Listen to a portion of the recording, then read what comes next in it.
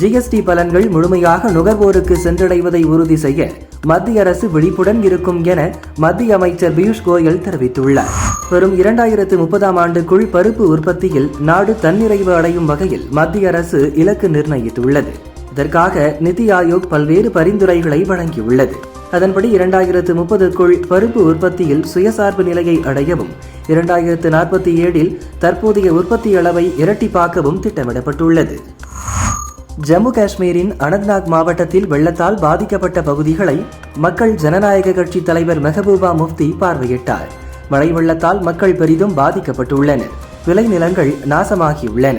மத்திய அரசின் சிறப்பு நிதியை முறையாக கையாண்டு ஜம்மு காஷ்மீர் மக்களுக்கு முதல்வர் உமர் அப்துல்லா உதவ வேண்டும் என அவர் கூறினார். புதுச்சேரி தாவூதபேட் வானரபேட் ரயில்வே கேட் அருகே என்ஜின் மாற்றும் போது 10 நிமிடங்கள் தாமதம் ஏற்பட்டது. இதனால் ஆத்திரமடைந்த நபர் ஒருவர் கேட் கீப்பர் செந்தூர பாண்டியை சரமாரியாக தாக்கியதால் அவர் தலையில் பலத்த காயம் ஏற்பட்டது.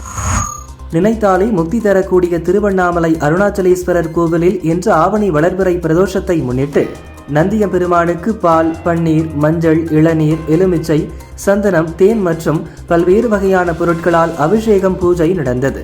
ஏராளமான பக்தர்கள் தரிசனம் செய்தனர்.